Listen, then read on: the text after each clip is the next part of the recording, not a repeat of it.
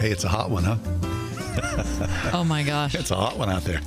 Very nice. We're happy to be with you from the confines of the air-conditioned studios here at 7 Parkway Center. Word FM. Kath, Wow. You look a little hot. Listen, I was just telling a friend of ours, Darren, a coworker, that when I go home today, I need to repent. Why is that? Do you think you're going to be so hot? I was in such a bad mood What? before I came to work today. Because it was so hot in your house? It was so It really hot. Wasn't, it really wasn't that bad. I don't get it. You can come down to the basement. Oh, yeah. See. Milo was shivering this morning. Oh, my God bless goodness him. gracious. I can't imagine shivering. It was so hot in my house. And here's the thing. If you're just sitting around, Yeah. being all hot is not that big of a deal. No. When you have to somehow look presentable and go to work and shower and all those sorts of things, oh my gosh, I was in such a bad mood.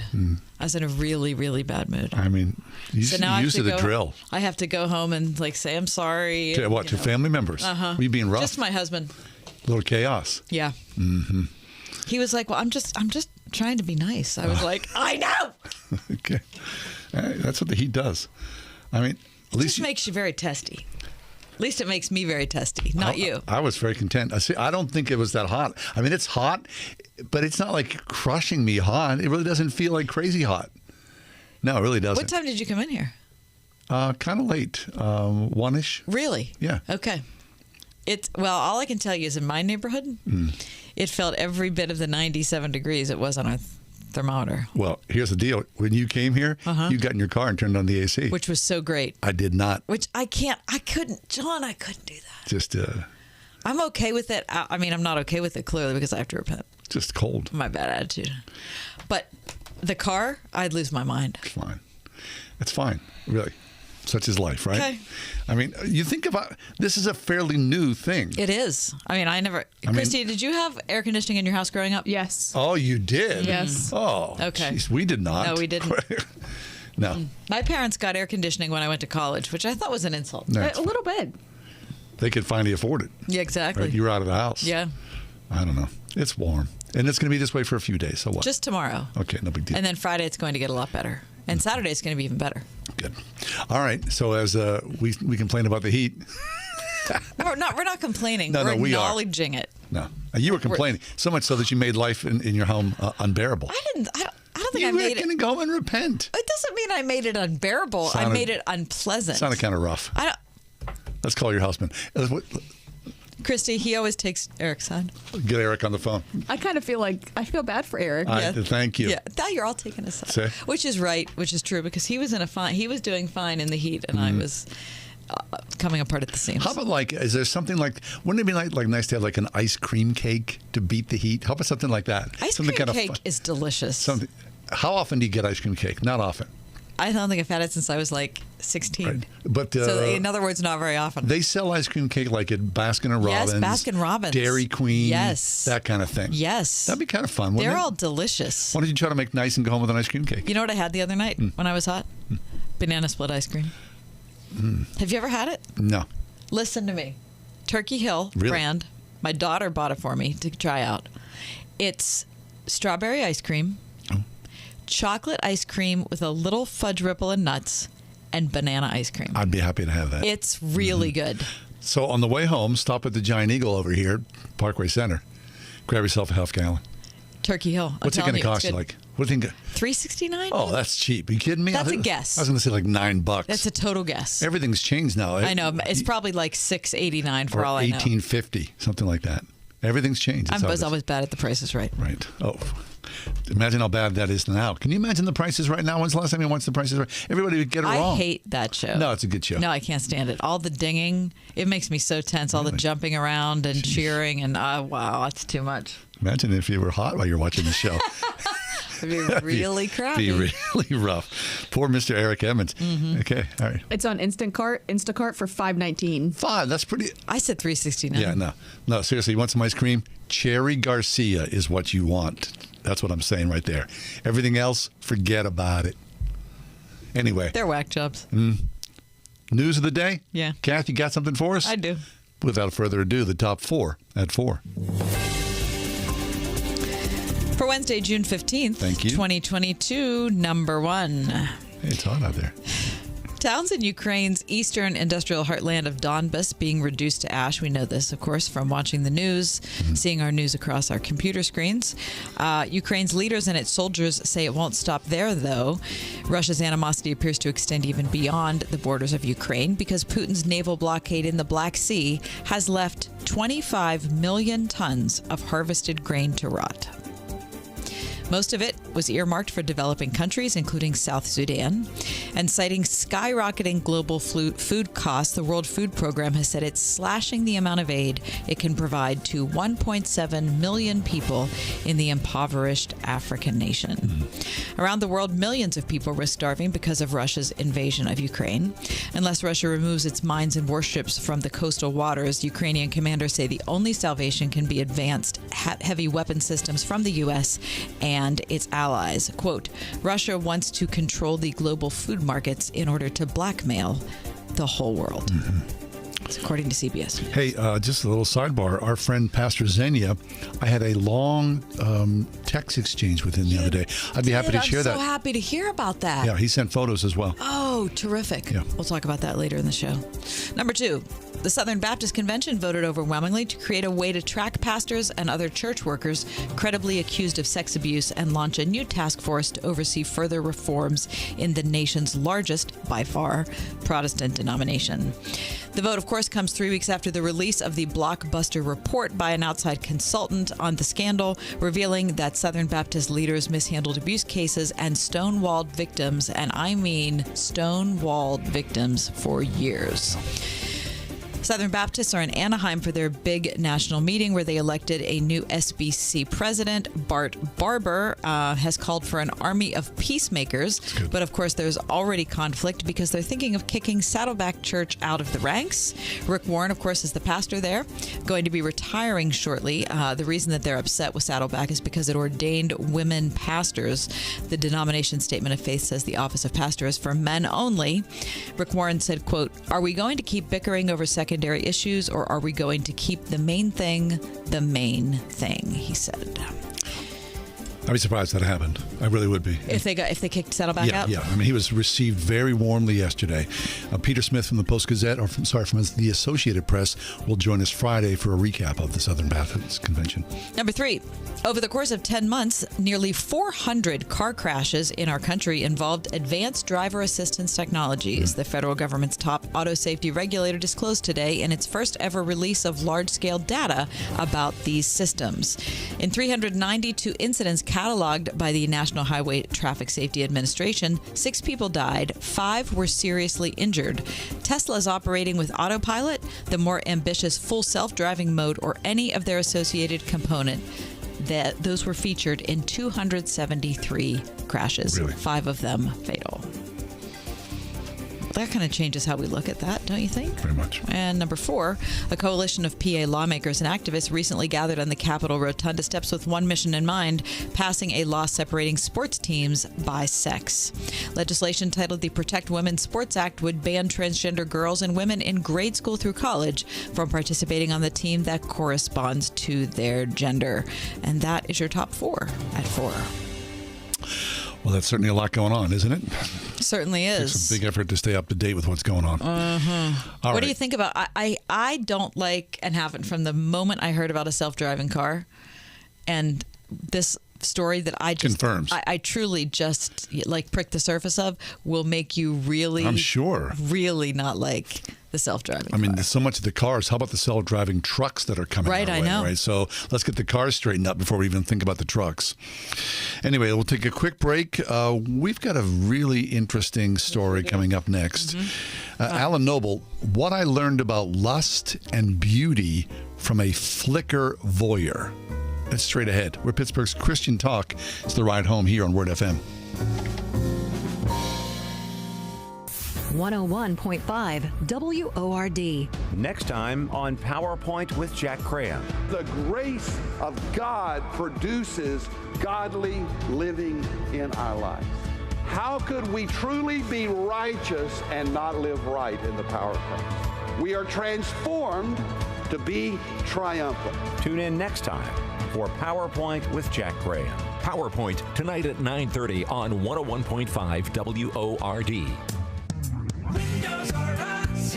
You've tried the rest, now try the best. When it's time to replace your roof, siding, gutters, and downspouts, entry doors, and of course windows, you can count on Windows R Us, the area's premier exterior replacement company. This is John Steigerwald. With over 50 years experience in the home remodeling industry, Windows R Us offers repair and replacement for all your exterior home projects. Why pay double with some other companies? Windows R Us will always give you the best price on the best in-class products, backed by the best warranties in the industry, all with zero sales pressure. And speaking of zero, right now get zero interest financing for 12 months and no processing fee with prices set to increase on all exterior products. Lock in your quote today. Schedule a free estimate and inspection today at WindowsRUsPittsburgh.com. You've tried the rest, now try the best. WindowsRUsPittsburgh.com.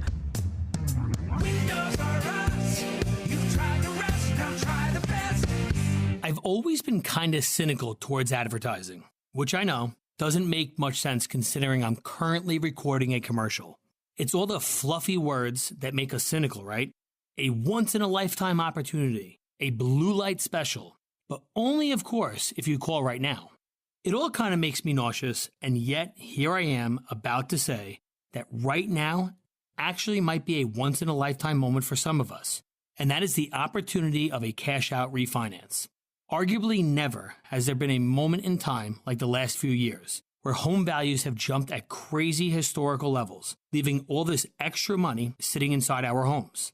A cash-out refinance lets you put that extra money in your pocket to use for life. If you'd like to see your options, we are United Faith Mortgage. United Faith Mortgage is a DBA of United Mortgage Corp. 25 Melville Park Road, Melville, New York. Licensed mortgage banker. For all licensing information, go to NMLSConsumerAccess.org. Corporate NMLS number 1330. Equal housing lender. Licensed in Alaska, Hawaii, Georgia, North Dakota, South Dakota, or Utah. When kids need medical care, they will often face stressful and life-changing experiences. They miss out on the things that make being a kid fun. Starlight Children's Foundation has delivered happiness to 17 million seriously ill kids and their families at more than 800 children's hospitals and healthcare facilities. Our programs entertain and inspire hospitalized kids. Learn more at starlight.org. That's starlight.org.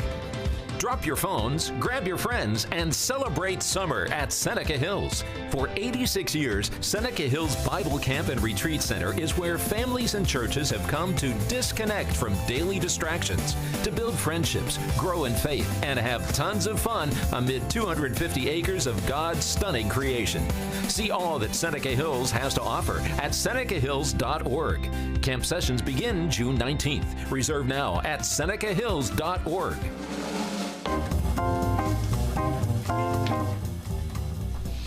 Searching out the online world of strangers feels a bit like walking as a ghost through their home, flipping through photo albums, reading diary entries, hearing them curse and damn the world. The scary thing is, more often than not, you end up remembering that it's your own home you're haunting. I think a lot of us go online and we act as voyeurs, right? The world is open to us, whether it's Instagram, Twitter, Flickr, Facebook. We see strangers' lives that we would never have an opportunity in the past. Right. So sometimes it's through image. Sometimes it's through word. I mean, how many times have you seen a comment by some person on Twitter and you're like, what? Who is this guy? Oh, I know that guy. And then you have to go back and you have to look at all their other tweets, and then you have to see what their little Twitter description is and like what photograph, what media do they post, and and then 30 minutes later you're like, what do I care about this person? Why am I doing that? And we also get so comfortable being voyeurs. Yes. We forget that we ourselves are posting stuff that people are voyeuring to us, right? Mm-hmm. On us, creeping on us in some way. Right. It's very complex. The images themselves elicit a lot of different emotions. Alan Noble is with us. He's Associate Professor of English at Oklahoma Baptist University, co-founder and editor-in-chief of Christ and Pop Culture, and advisor for the AND campaign, also of the author of the latest You Are Not Your Own. It's excellent. Belonging to God in an Inhuman World. You Are Not Your Own. Alan Noble joins us right now. He wrote a piece at Christ and Pop Culture called What I Learned About Lust and Beauty from a Flickr Voyeur. Alan, welcome to the show. Hey, guys. I'm happy to be back. Always a lot of fun. Always good to talk to you, Alan. Now, this is an interesting subject. We could take this conversation in 10 different directions over the next 15 minutes. But first off, good. Let's do it all. Let's take it in all the directions. Let's talk about the voyeur first. This guy that you came across on Flickr, what was he doing? Yeah, so I used to help run Christ and Pop Culture, and so I would actively look for photos for the articles that we were publishing. And Flickr had a Creative Commons section, so I would find photographs that regular would just allow you to use freely. And I discovered, as I'm scrolling through, I see these images repeating from the same photographer of just women's butts, to be honest, and not nude or anything like that. Just like in regular everyday life. Like they seem to be somebody. Like there was somebody, I think, at SeaWorld. So a group of women at SeaWorld, a group of women going for a run at a marathon or something like this. I thought, what in the world is this man doing? And it occurred to me that this guy, some photos of his wife, it was very stomach turning and very upsetting to see that this guy was going around, taking people's bodies by, taking photographs of them without their knowledge. It was very clear that these women, at least in most cases, had no idea what was going on. Mm-hmm. And so for a lot of people, Alan, right, the person has become so relaxed in this weird activity that he posts them, for his own enjoyment and then for the enjoyment of others, perhaps, who are also so inclined. I don't even know if it was his own enjoyment. It seemed, Alan, I don't know if it was enjoyable or it was like a weird obsession. I don't even know what you call it. It seemed clear from some of the descriptions that it was a fetish. Yeah, that he was lusting after these women, and that you're right, John. I mean, he was making these public, right? So so it would make some sense to do something like this, and then out of shame hide it from the world. But this thing had his name on it. Like he had pictures of his family elsewhere in this same folder, right, which was publicly available. And I thought, what in the world? Right. Okay, and I get that. And I think probably a lot of people, especially guys, nod their head and go, yeah, I get that. What's the problem with that? Now, then, Alan, you go deeper into the what the problem is in your piece, What I Learned About Lust and Beauty from a Flickr Voyeur, when you say, this didn't sit well with you, and you fell asleep that night, you woke up in the morning, you were still on, that was still kind of on your mind, those images, the guy, the availability, and at the same time, later on that day, you're sitting and a woman walks by you, and what happened? Yeah, and she was very attractive. And, my mind was distracted in a lustful way by her beauty. This is the article I wrote many years ago, and I always think, maybe this is the one that's going to get me canceled. Because here we are. Here we are, my friend. But only because I'm being honest about something that literally happens to most men and many, if not most women, yes, at some point or another as well, right? So I'm not doing anything nefarious. No. I mean, I'm not doing, I'm just being honest about the way these things work. And what occurred to me was, all right, I'm disgusted by this guy's behavior and perplexed, but then I see this and I think, oh my gosh, I had that same desire for possession, because what he was doing was he was collecting women's bodies. And I think that this is the same thing that fundamentally happens many times with people addicted to pornography. Sometimes they'll save these images, and there is a kind of hope to possess other people. They see beauty, and they can't be content saying, wow, there's a beautiful woman. That's great. Good for her. Moving on. And instead, what they want is they want to possess. Now, this man could not possess these women intimately the way his sinful heart desired, and so he possessed them in some secondary way. But that fundamental desire to possess is not something that's alien, at least to myself and to many people that I know. It's a sinful impulse, but there it is, right? Mm-hmm. And so it made me reflect, like maybe that horrific thing. I mean, to some extent, I'm a participant in that, except I don't do that for the photographs and the stuff. Yeah. Right. And I think what you're saying is really true, right? I mean, the explosion of imagery, especially pornography, has allowed a lot of men to go, this is mine. And the psychological thing that goes through that. I mean, men who would never approach a woman and have a conversation, or guys who, are fearful of engagement. By doing this, by categorizing and collecting, it's almost as though they're like, baseball cards when you were a kid. Yeah. I've got this and I've got that. And it gives you some kind of strength in your weakness. It's important to know. I talk about this a bit, not this issue, about pornography and the logic of it, and you are not your own. And I do think it gives you a sense of power. And for a lot of particularly men, maybe women too, I don't know, pornography is powerful because of insecurities, that you want to be affirmed. You want somebody to look at you and affirm you. And so whether you're looking at what you traditionally call pornography or just beautiful images of women, or you're outside and you're obsessing about these beautiful people that you see, there's still that craving to have somebody beautiful look at you in the face and say, I want you to desire me because I desire you. And pornography gives us the illusion of that. It's a very cheap illusion. It's really obvious that everybody else has access to this film.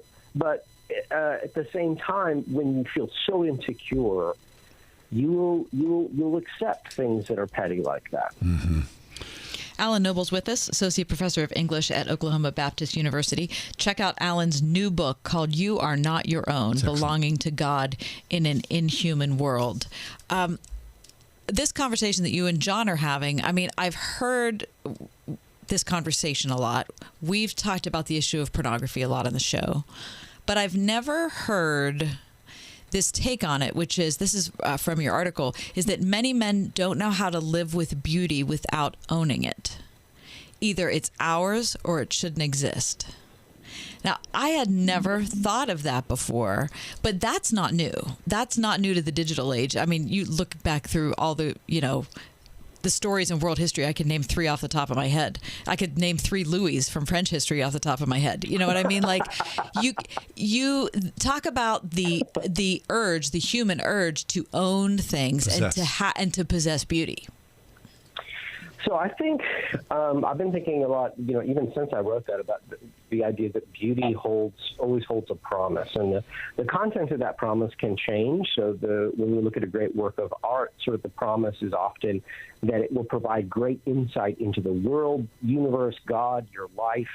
But there's that promise has to be fulfilled, and your longing for that beauty is the longing for the fulfillment of that promise. And in the beauty of another person, sometimes, let's say, between friendship, right? You see somebody who's beautiful in an intellectual way or something, you just want to be platonic friends with them, you're longing to have that depth of relationship. But in sexual beauty, what we're often longing for is the promise of some intimate belonging to that person, and for them to belong to us. And it's difficult, I think, for us to see something beautiful, particularly some of the opposite sex, but it could be other things like art, for example, and accept that it's not yours, and that it's good that it's not yours. And that's been what's been very helpful for me. Is sometimes we can either say, I see this beautiful person, therefore I must pursue them. I've got to have this. I've got to be with them. I've got to at least try. I must have them. And then you sort of say, well, forget all the consequences, my family or my current relationship or whatever your situation might be, which is inappropriate, right? The other possibility is you say, I'm mad that I don't want this beautiful person in my life, because this beautiful person is a reminder that I am not able to have them. Mm-hmm. And maybe in some way I'm inadequate. Yeah. And so what can happen is that could turn to spite. And I've seen this happen. People resentful that women dress in a certain way. Sometimes I think that comes directly out of this thought well, I can't have that beauty, so darn it, I want it hidden. Right. And of course, Alan, you hear people say that, the common thing, oh, dude, that woman is so out of your league. Right. Yeah. And that does a lot of things to, psychologically, the relationship between men and women as well. Alan Noble's with us. And Alan, can you stick around for just a few minutes? We're going to go to a break. We want to come back and continue on. Okay. So as you write in this piece, which I did not know was, from a while back, what I learned about lust and beauty from a Flickr voyeur, you say this, and this is the thing I want to talk about. It may be one of the hardest lessons that I've had to learn, that nearly all my purity efforts were built around denying and even condemning the beauty that God has created. And that is heavy duty. Yeah.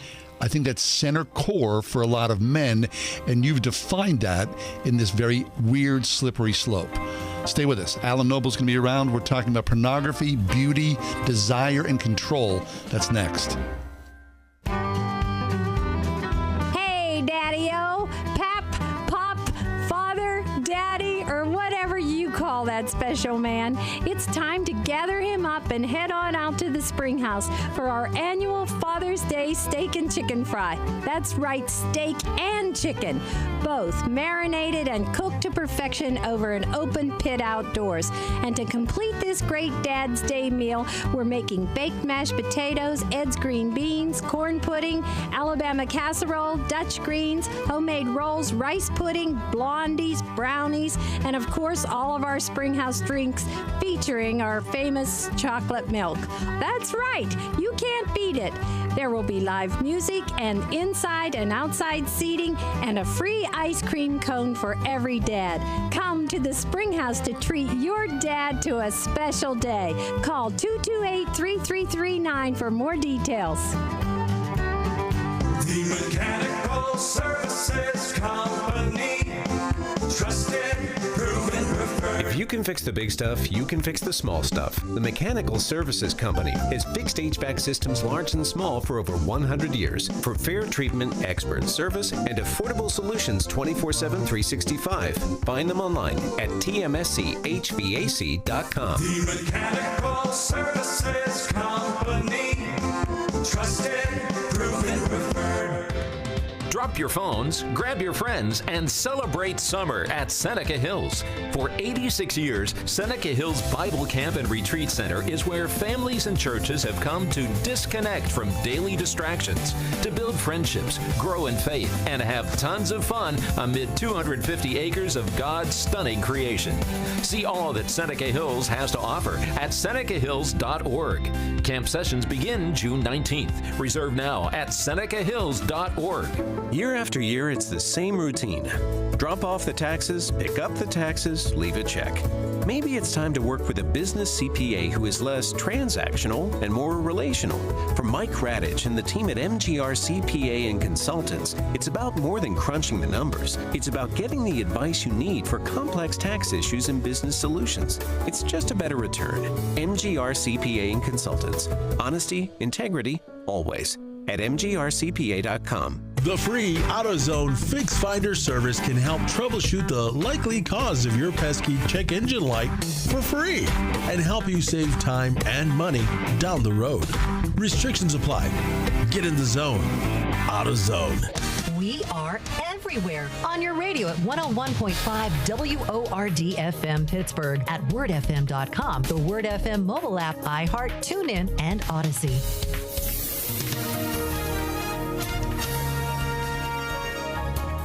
Tonight, partly cloudy. It'll be warm and humid. Low tonight at 74. Partly sunny. A hot one tomorrow. A heavy thunderstorm for the late afternoon. That could bring us some hail and damaging wind.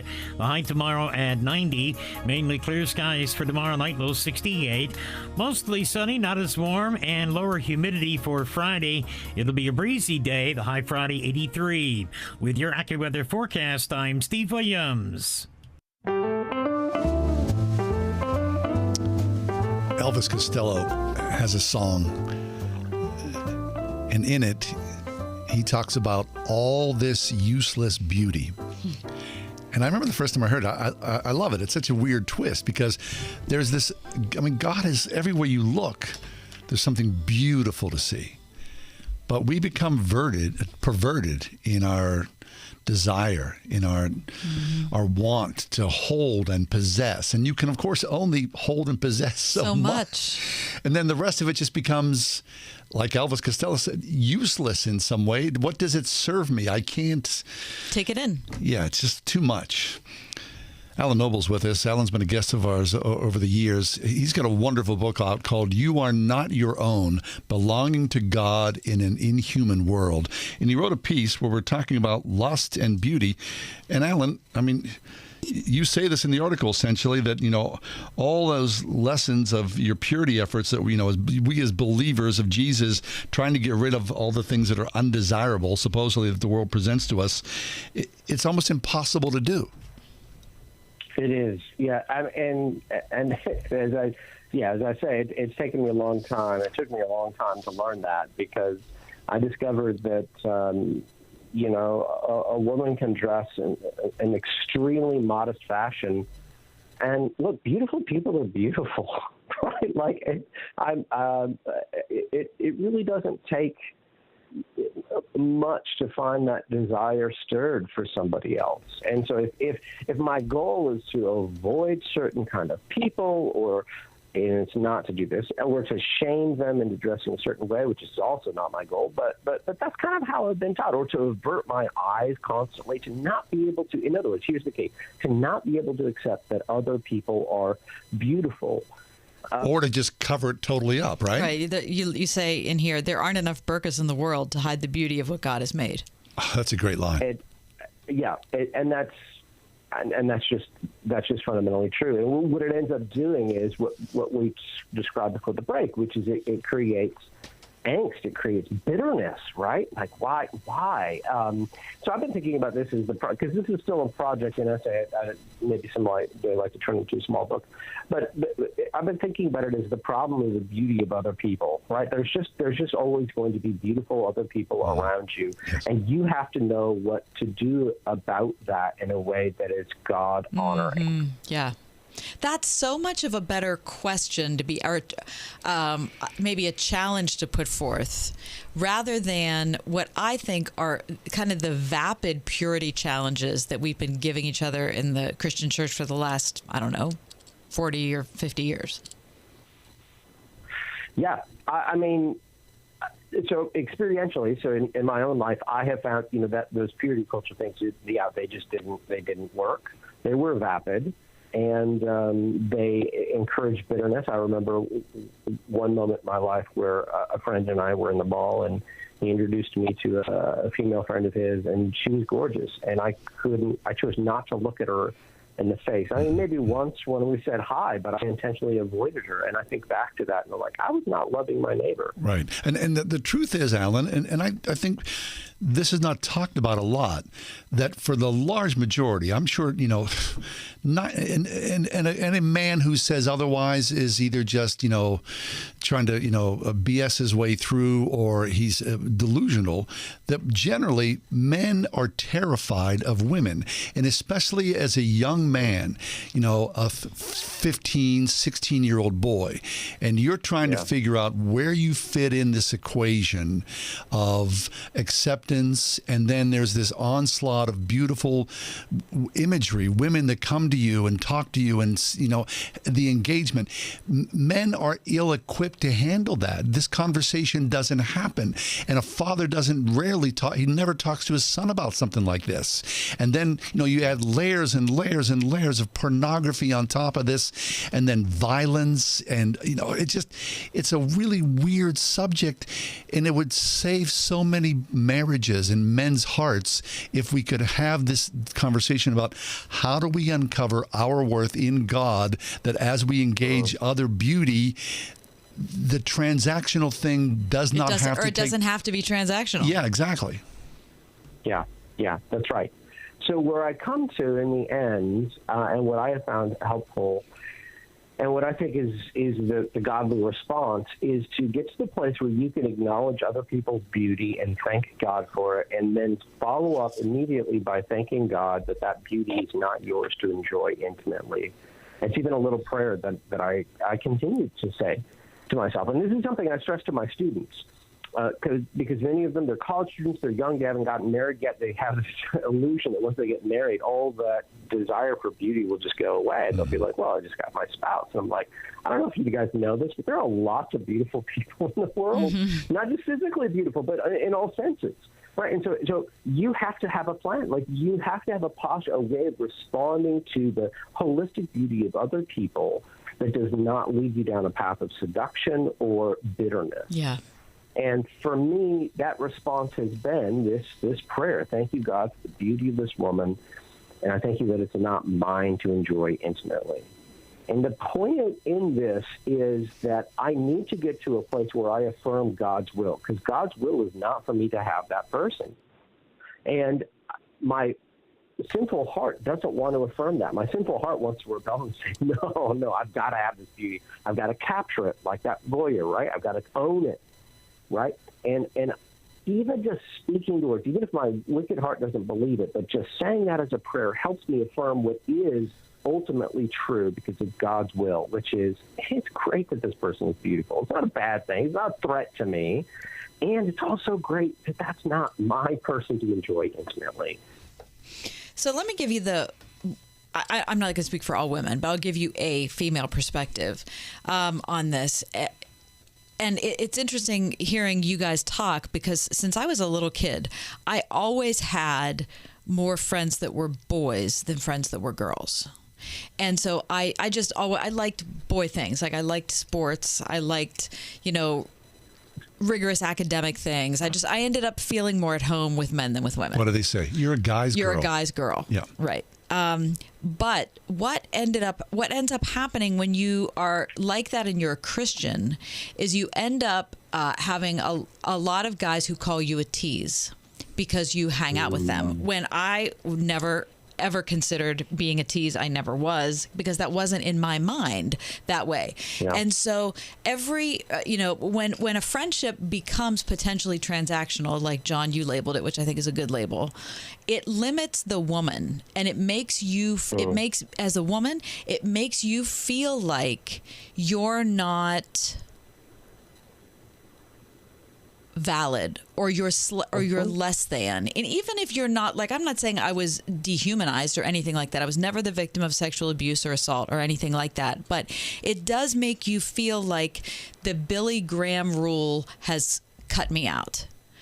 And of course, so that's the workplace view, which is that if you're a woman, I can't be alone with you without my wife there. And so therefore, if I can't be alone with you, I can't really promote you because I don't really know you. And so therefore, you have to maintain your distance in the workplace. But that can also carry over into the personal church world. Well, I can't be on a committee with you.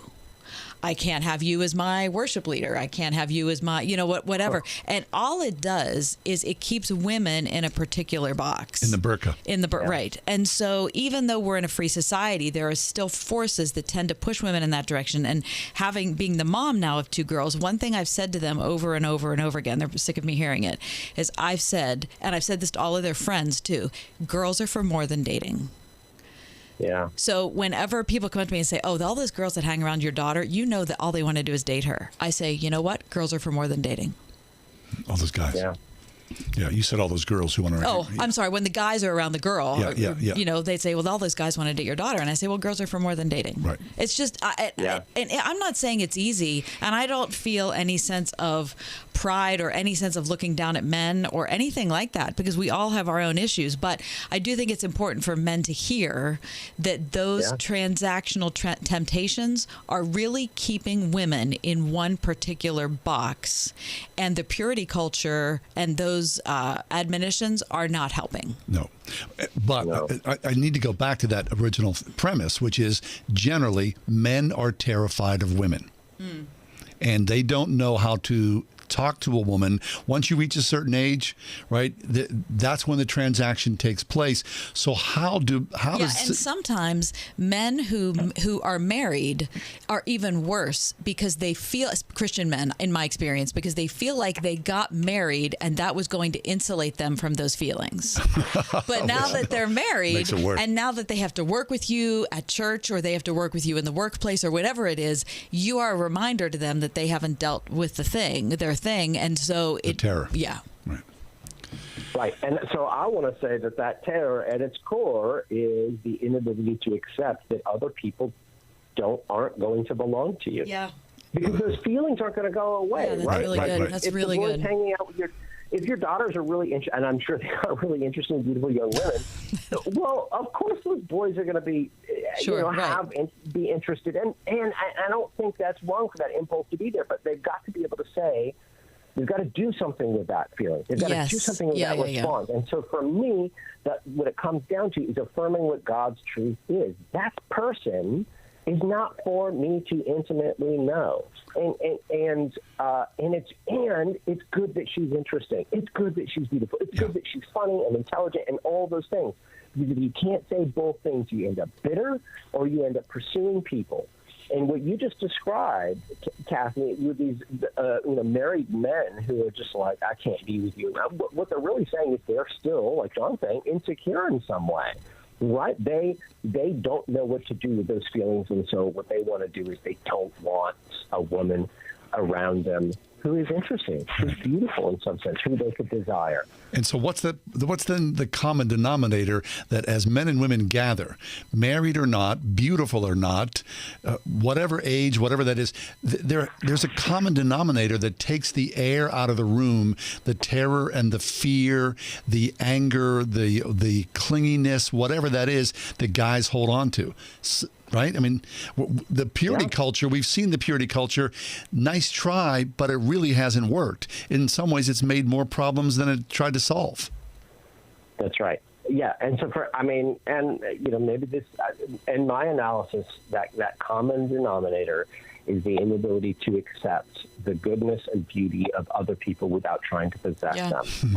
And when you can accept that, and you accept it as a good thing from God, it's a great gift that this person is beautiful, right? It doesn't have anything to do with you. It doesn't mean you're inferior. It's just great that and it's great. Sometimes I'll add to the prayer and say, thank you that it's somebody else's beauty. Right, if they're married in particular, say, it's a good thing that they don't belong to me because this is God's will, and so I'm not going to be bitter about it. I'm going to rejoice, even if I don't feel in the moment that rejoicing. But that's what prayer can do to us. It forms our hearts, just like forgiveness. Sometimes you don't feel like forgiving someone, and so asking and praying prayers of forgiveness it shapes our hearts. It shapes our desires, so that over time you start to desire to celebrate the beauty and goodness and interestingness and fascination with somebody else, and accept that it's not yours and be okay with that. Amen to that. You can be glad that someone else built Versailles, even if it wasn't you. Yeah, absolutely. Great example. Very good. Alan, always a pleasure. Thanks so much for being with us today. Thank you. Our pleasure. Alan Noble, Oklahoma Baptist University. He's the author of a book that we love called You Are Not Your Own, Belonging to God in an Inhumane World. We've been talking about lust and beauty and control. Can I ask you this question? Insecurity. How much water do we actually need, John? After that conversation, gallon, 2. My dad is one of my favorite people of all time. Sometimes my eyes feel rolly when he's giving advice, but I've learned more from Dad than anyone, like how saving a few pennies here and there can often be a big deal down the road. One of my favorite dad lessons was, if you're staying at a hotel and you can't see your car from your window, you probably pay too much. It's Ryan from United Faith Mortgage, and the mountaintop of my job is when we get to save good people, like Word FM listeners, some life-changing pennies. It's why we're so proud to have our direct lender advantage. Our team is an arm of a bigger company who is a direct lender. Our company uses its own money within its own walls, and there's no middleman. For you, this often allows us to get you a better rate, saving you monthly and lifelong money on new home purchases or refinances. If you'd like to chat, you could find me and Dad at UnitedFaithMortgage.com. We pay $1,000 of your closing costs on new home purchases. United Mortgage Corp, Melville, New York. NMLS number 1330. Department of Banking. Mortgage Lender License number 22672.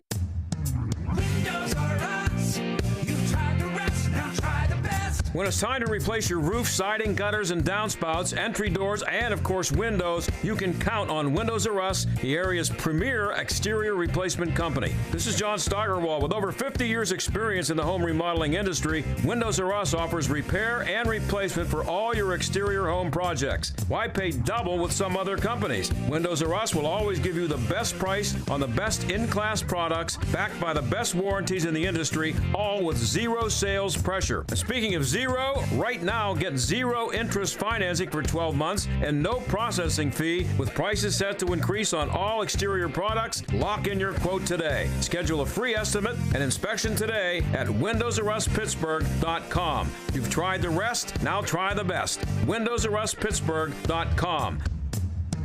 Windows R Us. You've tried the rest, now try the best. Cornerstone Television is dishing out all new episodes to fill your home with truth and joy this season. From Hope Today to Origins, Hard Questions, Sister to Sister, Today's Nashville, Move Your Mountain, and Dashing Dish. Taste the best of local Christian TV on Cornerstone Television Network, where hope happens. That's FiOS Channel 505 or Channel 805 on Comcast Xfinity. How much water do you need to stay hydrated? Especially on a day like today. Okay, so you've seen, if you've been wherever on social media, you see celebrity influencers, they lug around gallon-sized water bottles as the hot new accessory. I mean, people are like... People drive me. Drinking. The water bottles have, remember your goal, keep drinking. So here's the deal. We've been told you need eight glasses of water, 8 ounces each a day to stay properly hydrated. Now, that's not necessarily true, because if you're a 200-pound guy and you just went on a 10-mile hike, you need more water than the guy who's 120 pounds and has been managing the office all day long. Right.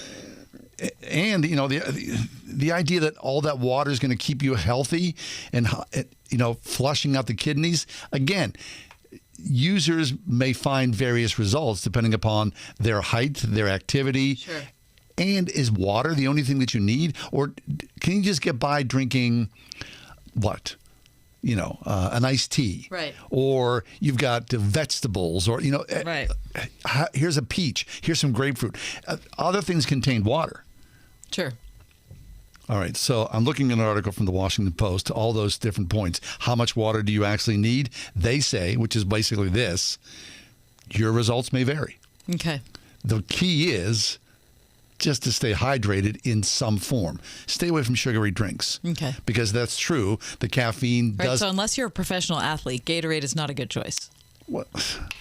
Yeah, I would think so. Yeah. Unless you're out there, you're sick, right. Or you're out there, playing softball with people for 6 hours or something like that. Mm-hmm.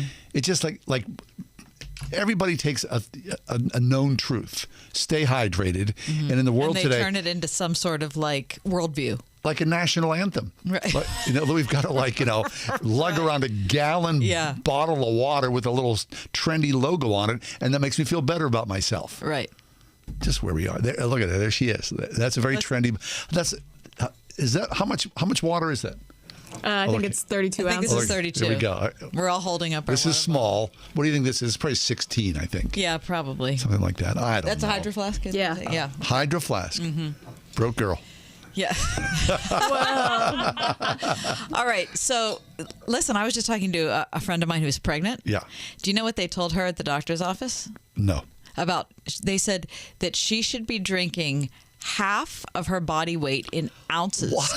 Every day. Half of her body weight? So what are you doing? Are you just standing by the kitchen sink and drinking water all day? What are you talking about? That sounds crazy. Can you believe that? No, that sounds like if that was it sounds like a misprint or a misstatement. Right. Half of your body. It doesn't make any sense at all. What am I talking? It's ridiculous. You'd be like standing next to the pot waiting to I'm go all drinking day long. 65 ounces of water a day? Whatever. I couldn't even function. Do you have a water filter at home? Yes. From the is it connected to the faucet? No, it's the kind that's in your refrigerator. Okay, yeah, right, filter, yeah. Yeah. When's the last time you drank tap water? I drink tap water every morning. Wait, even though you got a First thing. filter. Yeah. It's got a filter First on it. thing when I get I'm Yeah, in but the like bathroom. regular, without a filter. Yeah, when I'm in the bathroom in the Okay, morning. have First a glass thing, of water. First thing, I drink 8 ounces of water. Does it gross you out? No. Because some people won't drink. Look, Christy's in there making a face. I refuse to drink tap water. Do you know what's in that water? Oh, come on. Are you kidding me? There's like a website you can go and type in your address and see what's in your water. All right, look, find out. We need to take a break, okay? Listen, once you travel to places where there's no potable water, You kidding me? I love. We're living like I'm kings happy here. with my tap water. Pittsburgh's Christian Talk, Water Authorities, here on the ride home.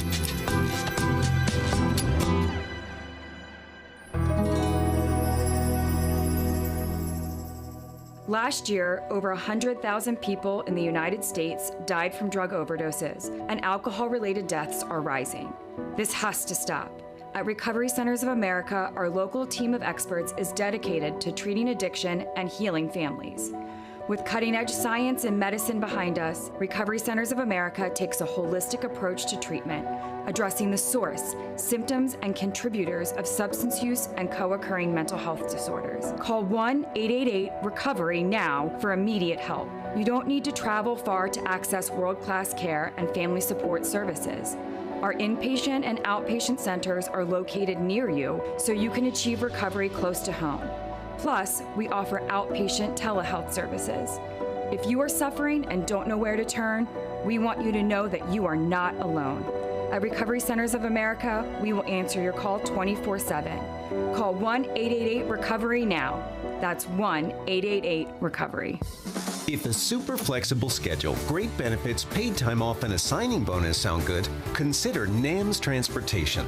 NAMS has provided safe transportation to Northern Allegheny County and Pittsburgh seniors for over 40 years. Van drivers start at $17 an hour, sedan drivers at $14 an hour, plus a $2,000 signing bonus for part-time drivers and a $4,000 signing bonus for full-time. Must be 25 or older, no CDL required. Call 412-406-8611 today. Cornerstone Television is dishing out all new episodes to fill your home with truth and joy this season. From Hope Today to Origins, Hard Questions, Sister to Sister, Today's Nashville, Move Your Mountain, and Dashing Dish. Taste the best of local Christian TV on Cornerstone Television Network, where hope happens. That's FiOS Channel 505 or Channel 805 on Comcast Xfinity. What is a warrior? At Portersville Christian School, it's more than a team name. A warrior is taught to serve, to passionately model the love of Christ toward neighbor, community, and world. To learn as they cultivate academic excellence and a lifelong love of learning from kindergarten to senior year. And to lead through Christian character and integrity. Are you a warrior? Discover Portersville Christian School just 15 minutes north of Cranberry, where warriors are made at ourpcs.org. There's nothing like hearing the songs you love on local radio with no subscriptions and no monthly fees. But there's a new bill in Congress that could stop the music. If passed, this bill would tax your local radio station simply to play the music you love. Text LOCAL to 52886 and ask Congress to support local radio stations. Help us keep you connected to the music, local news, weather, and traffic that you need each day. This message furnished by the National Association of Broadcasters. Hey, speaking of water, you want to hang out with your friends again in a fun environment? How about a night out, just the two of you? Well, maybe a few more than two. You can join Word FM's aboard the Gateway Clipper for a dinner cruise, sponsored by Trinity Jewelers. Kath and I will be there, so I think Chrissy's coming as well. August 16th, it's a night out on the Three Rivers featuring a great dinner, fabulous views of the city, lots of fun. We did this last year. We had such a good time. We sure did. Tickets are on sale right now. Get yours before the cruise fills up at wordfm.com. You'll see the dinner cruise logo at the very top of the page. Join us August 16th, the Gateway Clipper dinner cruise. Looking forward to it. Yeah, it's going to be a great night. Mm-hmm. Again, last year, it sold out. Yeah. So don't be left behind. Yep. All right, so Christy sent us this really disturbing link where you put in your zip code and you find all the contaminants that are in drinking water. Oh, for heaven's sake. And something now else to be freaked out by. She's ruined everything for me. Apparently, my local tap water has a problem with bromodichloromethane. John. Mine too. Yeah. That gets stuck in my throat often. Also, Halo acetic acids. I'm 384 times what's apparently the limit. Don't worry, I'm 448 over the limit. Okay. Holy All right, moly. that's bad. I also have a problem with total trihalomethanes and trichloroacetic acid. That sounds bad. That sounds really bad. Yeah. How's your local water? I haven't clicked it yet. I'm You trying don't to wanna know? I'm so anxious anyway that this is just Yeah. one more layer Okay, of but it. here's my question. What if you tested the bottled water? How would it What would come be out in with there? the contaminants? Well, that's like I mean, coming from like a spring somewhere in Colorado. Would bromoform be in there? No. What about chromium hexavalent? Probably like unicorn breath would be in there instead. 101.5 WORD-FM Pittsburgh.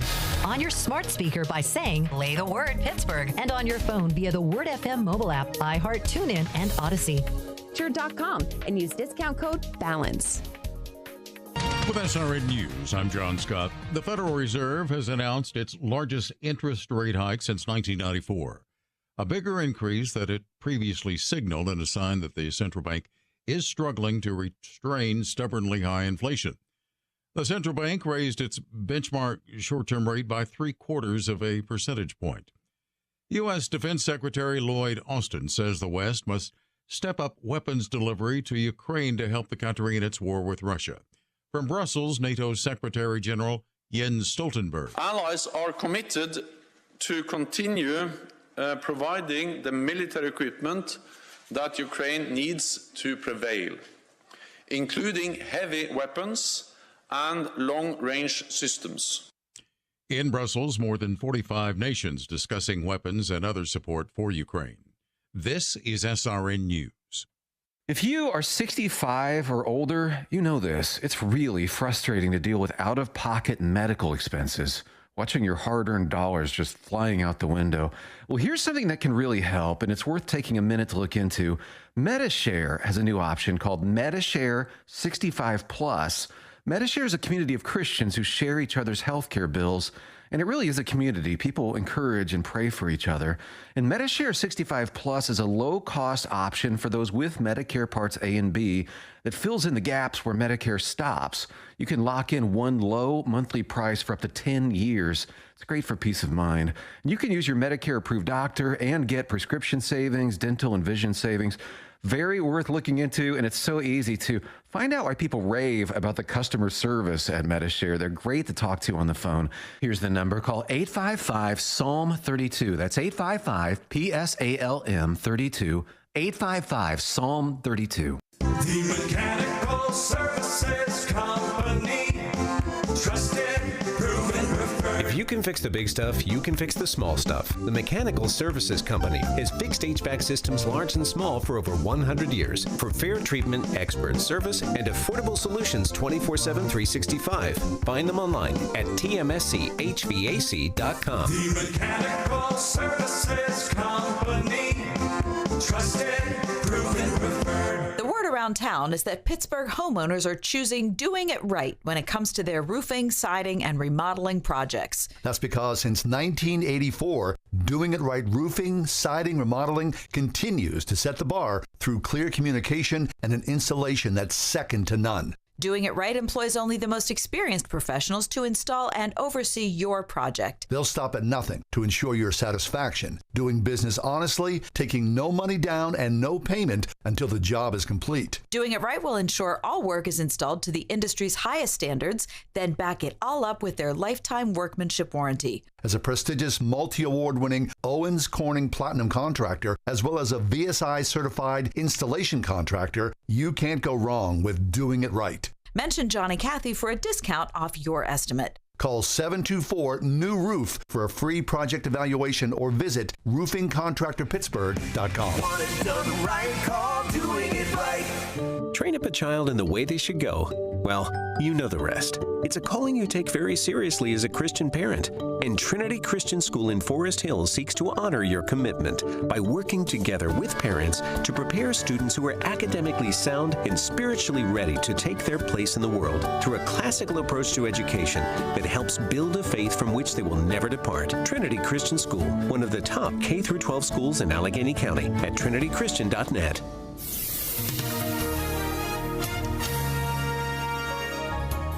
Tonight, partly cloudy. It'll be warm and humid. Low tonight at 74. Partly sunny. A hot one tomorrow. A heavy thunderstorm for the late afternoon. That could bring us some hail and damaging wind.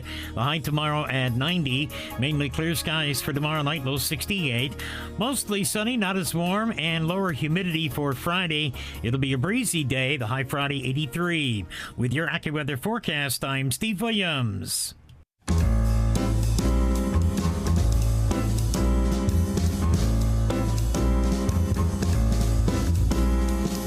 Welcome to another edition of The Ride Home with John and Kathy, live from the Salem-Pittsburgh studios. And now here are your hosts, John Hall and Kathy Emmons. Tell you what, when I get home tonight, I am pulling out the slip and slide.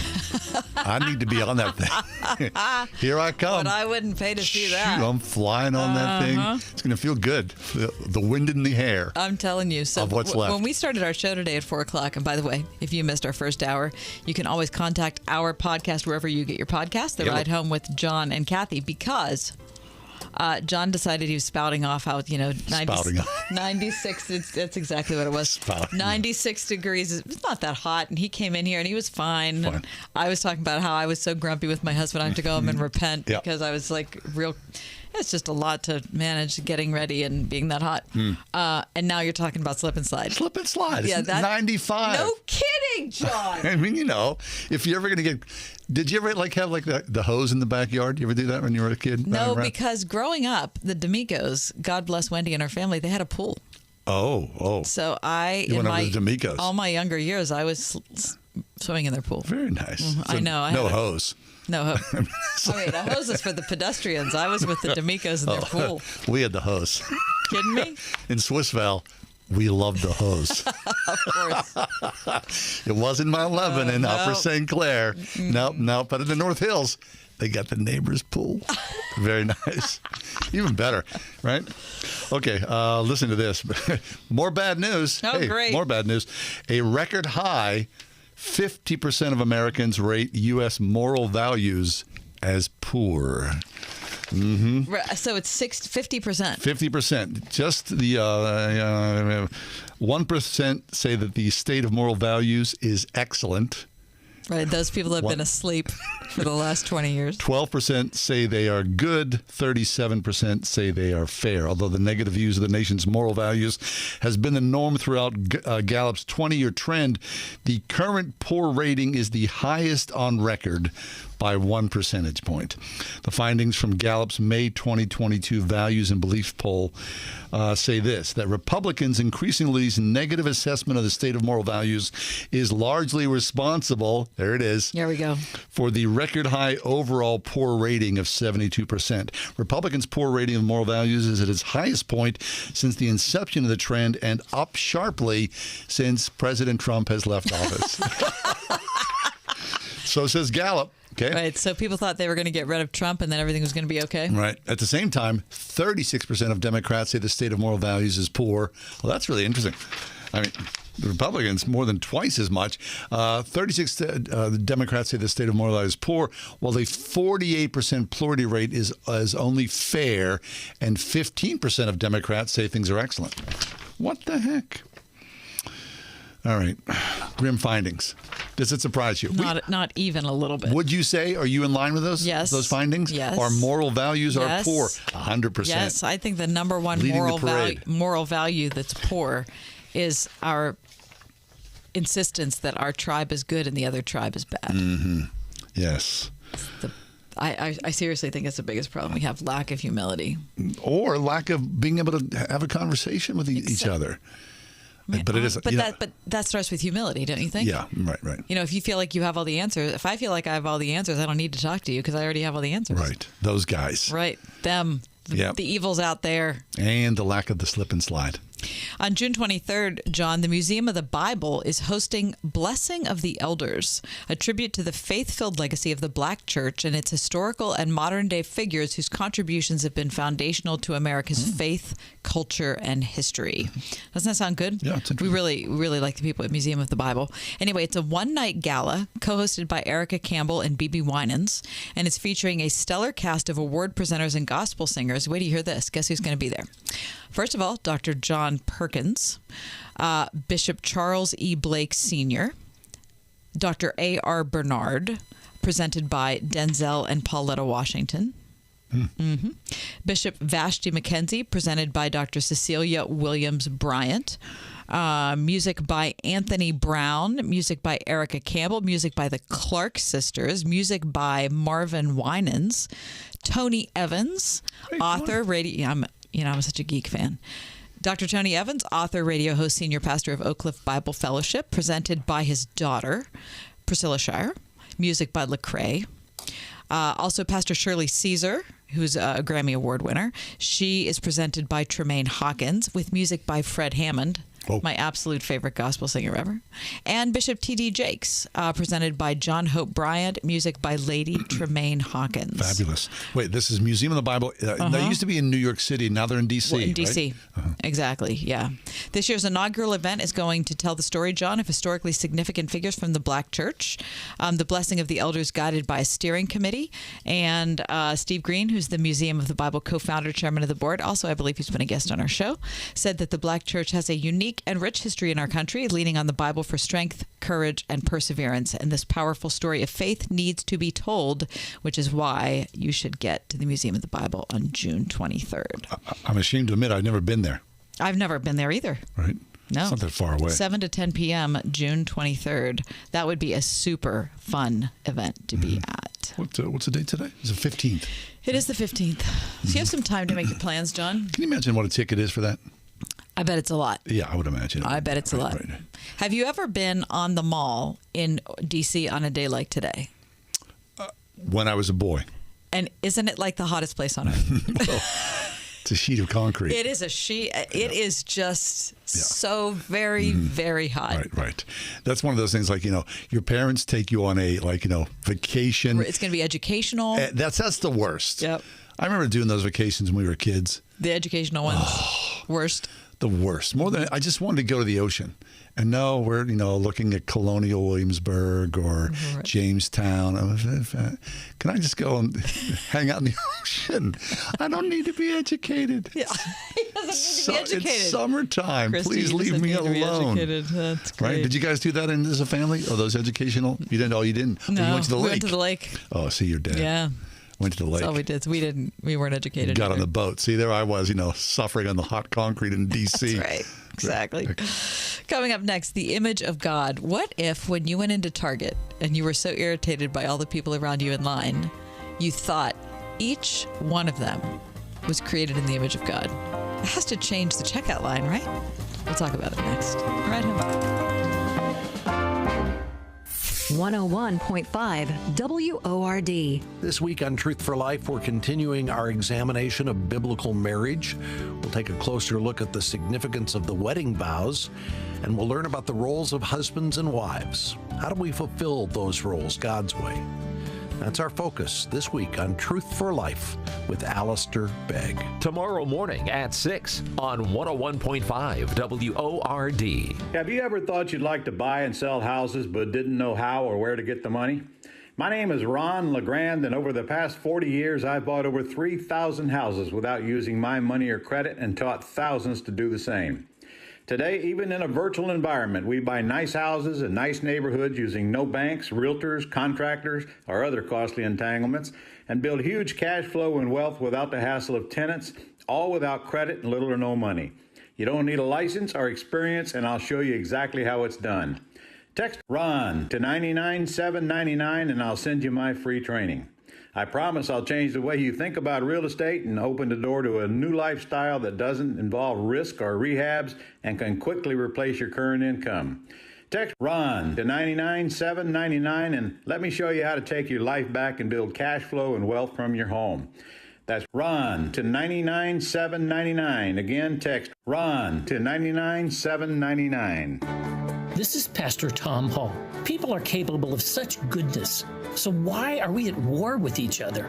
It turns out the Christian faith is completely realistic about human nature.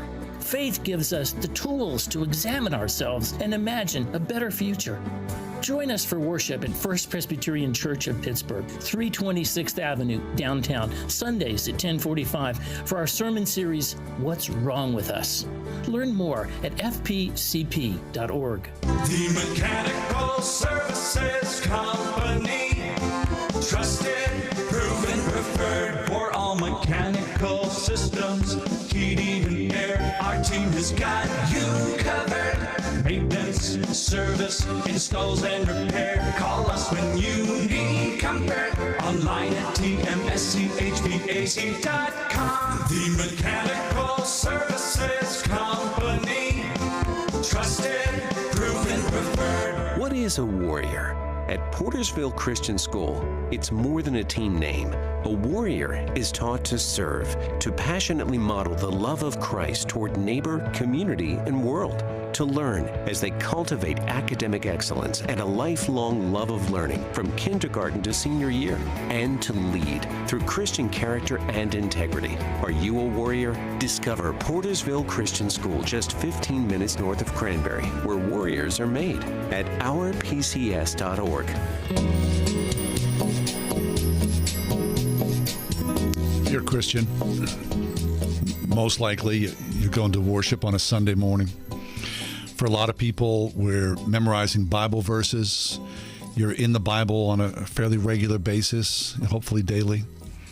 You're trying to be in God, in God's Word, and to be holy. At the same time, people just hack you off, don't they? I mean, people just make things difficult in this world. And you trying to do the right thing to try to be better, holy, true. But all those other people kept getting in my way, John. Would you just give me some space, people? Rebecca Eklund is back with us. She's an associate professor of theology at Loyola University. She teaches scripture, theology, and ethics. Her newest book is called The Beatitudes Through the Ages. But we saw something that Rebecca talked about that we think bears repeating to remind us, as difficult as people are, we need to be part of this. Rebecca, welcome back. Thank you so much. I'm really excited to be back with you again.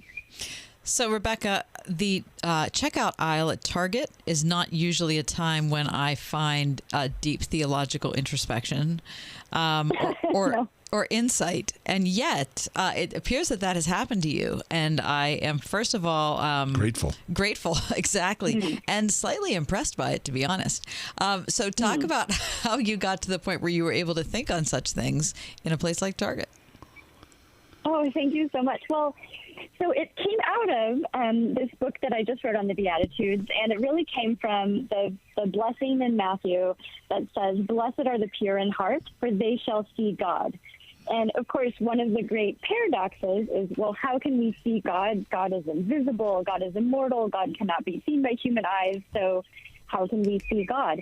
And one of the things I stumbled upon as I wrote this book was this idea that one of the ways, not the only way, but one of the ways that we see God, if our hearts are pure enough, is we see God in every human being that God created, because all human beings are created in God's image. So what might it mean to look into the face of the person who just cut me off in traffic, or the person in the shopping line at Target, and say that person is the image of God? And if my heart is pure enough, I might be able to see God in them. It's a huge challenge, but it's something I've kind of taken on, honestly, as a kind of spiritual practice. That's excellent. And Rebecca, I'm glad to read this because it resonated with me, because I try to do the same thing as well. I think the difference between you and I is I do it absolutely horrible, just the worst. Oh, no, I'm not saying I'm good at it. I mean, today I was just telling Kath during the break here, I'm driving into work today. It's very hot out. My air conditioning in the car is not working. My windows are down. I'm driving and I'm saying to myself, John, be the presence of God on the parkway as you're driving. Literally less than 6 minutes later, I'm going, I mean, it's just so transient. It just comes and goes so quickly despite our best intentions. Yeah, I completely agree. I mean, it's a big challenge, and it's something I have to remind myself of over and over and over again, especially when I'm tired or I'm hot or people are irritating, because people are, right? But just to say, that person, God created them in God's image. Can I can I see God? It might be faint, it might be, but then I also have to turn that lens on myself. Like sometimes it's probably hard for people to see God's image in me as well, right? So how can I be a person in whom God can be seen? So it's partially about seeing other people, but I think for me it's also about how am I enabling other people to see God in my own life and the way I react or behave or, or talk to people when I'm tired or frustrated or, in the long line at Target. Right. And I'm glad you brought this up because don't you see this occasionally that you'll meet people and you see the imprint, the holiness, the beauty of God all over them. And I don't know what it is. They're saints. There's a holiness about them. I don't possess that, but I know many, many people I do. And I'm really happy to meet those people, to know those people, because again, it's one of those same things. It's like the Beatitudes, like you're saying, blessed are the pure in heart, so they shall see God. I see God in them, and I'm always happy to be part of that. Yes. Yeah. But there are some people you're just drawn to them. Like the beauty of God's holiness is flowing out of them. And that's a wonderful experience. I'm so grateful for that. I think the spiritual practice for me has been looking for it in places where it's not as obvious, right? Yes. Right, because as many, as there are people, and I'm not talking like a numeric comparison, but as there are people who we are drawn to, there are also people that we are repelled by, which is what happened to John on the Parkway. So how, I guess I want to get ultra practical and say, how are you doing this? Yeah, no, I'll look at that person and think, you are made in God's image. And it's a humbling moment for me. And to say, God loved, this is John 3:16, right? God loved that person so much that he was willing to die for them, that person. And that's also a humbling moment for me, right? Because it forces me to sort of step back away from my own evaluation of that person, whether I don't like them or I'm afraid of them for some reason, or I'm just struggling to see the humanity in them, to see the way that God sees that person and sees someone that he created and loves so much he was willing to die for them. And so it's just trying to kind of just literally say those things to myself when I see a person that frustrates me or that I'm uncomfortable around. You know what I mean? And to reorient myself around it. I use it like a mantra. I literally say these things to myself in my head. No, I think I was thinking the same thing, Rebecca, right? That it is like a Maggio Dei. I'm not big on chanting. I don't want to do that, but I get that. It has to be like, a top of mind rotating through your mind all the time. Otherwise, it would just be crazy people. Yeah. So it's like I said, I'm not saying that I've mastered this or somehow I'm really good at it, but ever since I encountered that particular, just the way that some Christians have thought about this blessing, it's really been a challenge to me to say, well, if I can't see the image of God in that person, does that actually mean that there's something wrong with my heart? Is my heart not pure enough? Do I need to sort of go to God and pray and say, help me see your image in this person, because I'm really struggling. Rebecca Eglin is with us, Associate Professor of Theology at Loyola University, Maryland. I couldn't get all those consonants out. Rebecca, I was reading a Corrie ten Boom book the other night, just kind of paging through, and I was thinking about her story of after World War II was over. And for those of you who don't know who Corrie ten Boom was, she and her family famously housed in a hiding place a whole bunch of people who were at risk by the Nazi occupation of their country in the Netherlands. And so whether it was people who were of Jewish origin or people that were handicapped or whoever it was, the family put themselves at risk. And most of the family passed away in and around the end of World War II in concentration camps or shortly thereafter, Corrie being the only one to survive. And Corrie talked about meeting the one of the guards from one of the concentration camps she and her sister were in later, maybe 10 years after World War II had ended. And he came up to her at a speaking event and he said, Miss ten Boom, I've been praying for this opportunity. I have become a Christian. And now that I'm a follower of Jesus, I have repented for my actions in the concentration camp. And so I'm asking you for your forgiveness. And Corey said that she was overwhelmed by images of the horror that this man had inflicted on her sister. And she thought, there is no way that I can forgive that man. There's no way he had his hand out like we shake my hand. And she was like, I was just looking at his hand like, Can't go there. I can't go there. And she said that she prayed at that moment, God, like, if you're real, as I believe you are, and if this is a thing, if this forgiveness is a thing, you have to help me do it.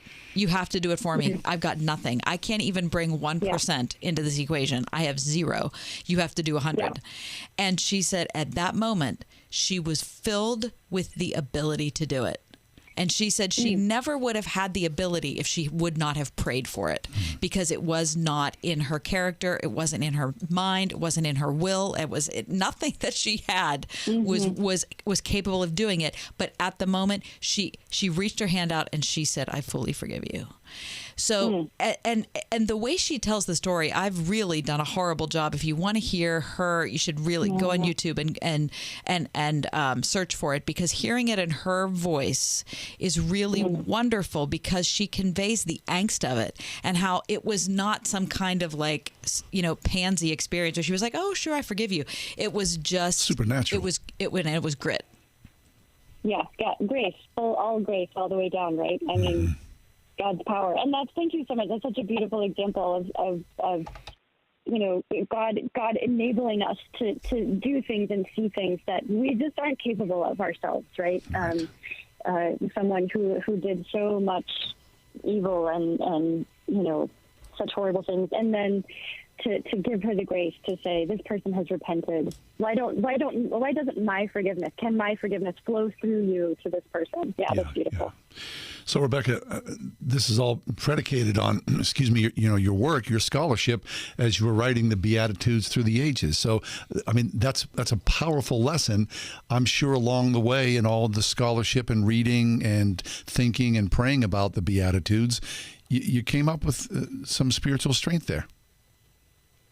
I absolutely did. It was such a wonderful surprise, and I suppose I shouldn't have been surprised, but to feel myself be changed and deepened by writing a book, but I really did. I dwelt so deeply with these Beatitudes for 5 years, because it took me 5 years to write this book, and it made me rethink, how I treat people who are poor, because of the blessing, on the poor and the blessing on the poor in spirit. Am I humble? Do I acknowledge my need for others? Am I merciful? Am I pure in heart? Can I see the image of God in others? Can I see God in His creation? So it was such a deepening experience for me. And I feel like I'm still living into the Beatitudes every day, learning more about them. Don't miss the book, The Beatitudes Through the Ages, author Rebecca Eglund. Rebecca, thanks for being back. Thanks so much. Such a pleasure. Yeah, our pleasure. Truly it is. I mean, God help us all. Yes. I need to see the image of God in those around me. Blessed are the poor of heart, for they shall see God. Take a quick break, come back, the daily feature. Does this make sense? I remember getting tacos for $0.25 in high school. Today, taking my nieces out for tacos demands $0.25 of a paycheck. Buying gas is a gas. Buying Gatorade takes financial aid. Buying clothes has me watching knitting videos. And I thought about cutting my own hair until I saw the price of safety scissors. It's Ryan from United Faith Mortgage, and prices are up everywhere, meaning the pressure is up for a lot of us. One thing that we're seeing a lot of listeners do to try to help is a cash-out refinance. Home values have gone through the roof, meaning most of us could cash out that extra value in our homes to use for life. I had a listener last week that was over the moon with her situation. She said she was going to use the extra cash to pay off all of her debt, do something special for her kids, and then just save the rest to fight these crazy price booms. If you're curious what that might look like for you, we are United Faith Mortgage. United Mortgage Corp, Melville, New York. MLS number 1330. Department of Banking. Mortgage lender license number 22672. There has been a lot of conversation lately about what is Christian higher education. What about the institution that you would go to if you were interested in being a believer and having a higher education? it's hard to quantify in some ways. Yeah, because some people look at it and think it's about going to a school where all of your beliefs that you have when you start the school are just encouraged. Or reinforced. Bolstered, reinforced. Mm-hmm. Other people will look at higher education, especially Christian higher education, and say, wait a second, I'm there to expand. I need to know more. I want to increase my view of the world and Christ in it. It can be a dangerous, slippery slope, especially politically where we are now. Yeah. Education, though, is always an adventure.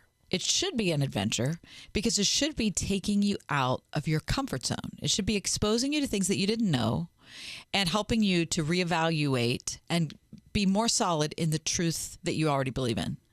Now, we know how the story ends. If you're a believer, you know Christ will reign. We should not be afraid. Look online at Grove City College. Grove City College online, gcc.edu. Listen on your smart speaker at wordfm.com, the Word FM app, iHeart, TuneIn, and on Odyssey. In your car or at home, too, at 101.5 WORD-FM, Pittsburgh. At the Y, it's about more than sports and working out. It's about making my community better. Living a healthier life. Spending time together as a family. It's where I go to learn and play after school. The Y strengthens communities by helping kids reach their full potential, encouraging healthy living, and inspiring social responsibility. Get involved. Find a Y near you. Visit ymca.net.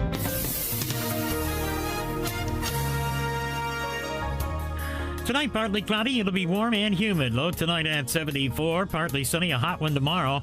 A heavy thunderstorm for the late afternoon. That could bring us some hail and damaging wind.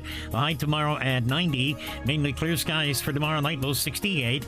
Mostly sunny, not as warm, and lower humidity for Friday. It'll be a breezy day. The high Friday, 83. With your AccuWeather forecast, I'm Steve Williams.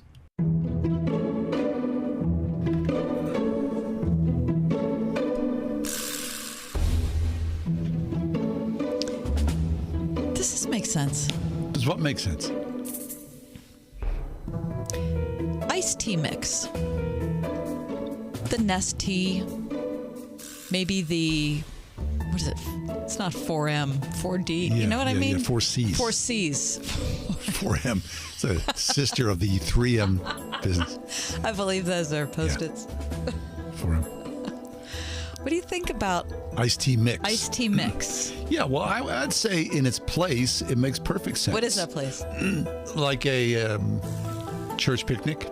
Oh, you're okay. making massive quantities. Okay. So you're making like a big cooler full. Yeah, yeah. So. You know, hey, it's a softball game. We're going to have some iced tea under the big cooler. Mm-hmm. And so you throw 3 cups or whatever that thing is in the water and the ice and stir it up. You got some iced tea. I'm not saying it's like, high-end, whoa, holy smokes. Mm-hmm. Where's the Twinings? But, it covers a need.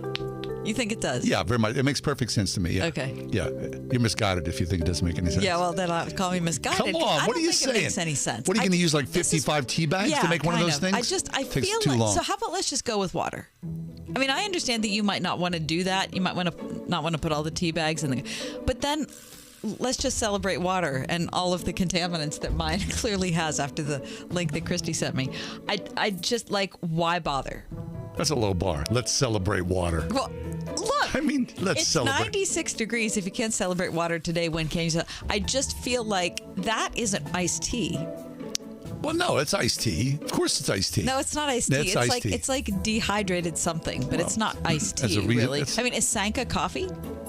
In some incarnation, yes. Is it really? Yeah, it started out as coffee, and then it became, through science, something else. Okay, so if you come over to my house and I offer you Sanka, are you going to say? I would, out of curiosity, I'd jump at it. How weird is that? Give me a cup of Sanka. Definitely. I don't think keep it coming. I don't think it's tea. I don't think iced tea mix makes sense. I think either you make iced tea, which is super easy with a tea bag and water. It's not like it's complicated, Takes right? too long. It doesn't take too long. Anyway, either you do that or you just go with water. Doesn't make sense. Does this make sense? The church fair. Oh, that's a big thing in Western PA. It's gigantic. Right. I mean, I've been to church fairs. I mean, since I was a kid. Of course. Oh, man, you Growing love up it. at St. A's, right? The Oh. church. And was it Labor Day weekend? I'm not sure when it was, but I mean, End it of was the a summer. gigantic thing. When you were just about to go back to school. Oh, yeah. I remember going to the church fair in Bloomfield whenever I was like living there. It was like a casino. Oh my gosh, yeah. Holy smoke. But I it went was to a lot of fun. St. Teresa's is the one I went to growing up. Oh, yeah. Paul Kress took my kids there. Oh, to St. Teresa's? Yeah. Uh-huh. I love the church fair. It makes perfect sense to Yeah. me. It's a great community thing. It's a fundraiser. Fun for all.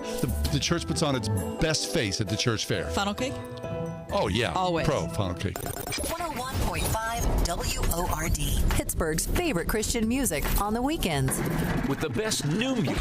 New music from Jeremy Camp. Getting started. We the Kingdom. Miracle Power.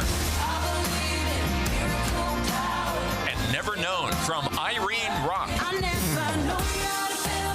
Celebrating 20 years of bringing Pittsburgh's favorites and the best new music. 101.5 Word FM on the weekend.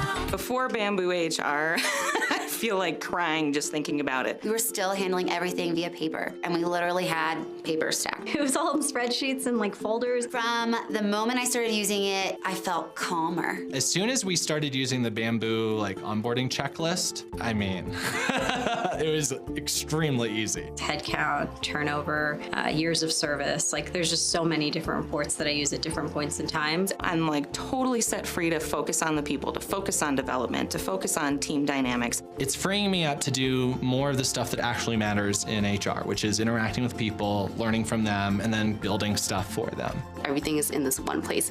I can't even imagine what it would be like without Bamboo HR. We're Bamboo HR, and we'd love to set you free to do great work. Come try our award-winning all-in-one HR software for free with no strings attached. Visit bamboohr.com/HR for this free trial offer. That's bamboohr.com/HR. The word around town is that Pittsburgh homeowners are choosing doing it right when it comes to their roofing, siding, and remodeling projects. That's because since 1984, Doing It Right roofing, siding, remodeling continues to set the bar through clear communication and an installation that's second to none. Doing it right employs only the most experienced professionals to install and oversee your project. They'll stop at nothing to ensure your satisfaction, doing business honestly, taking no money down and no payment until the job is complete.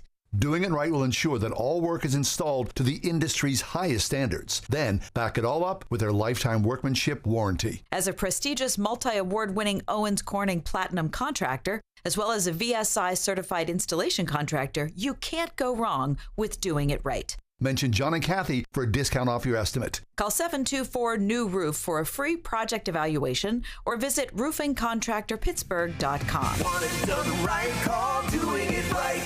The Mechanical Services Company.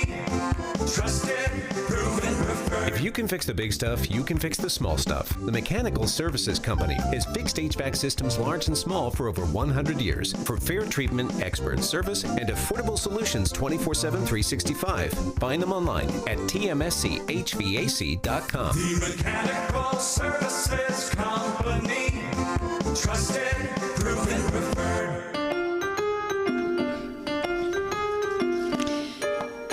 The Nextdoor app. Oh, do you have it on your phone? Yep. Do you ever comment? You ever post?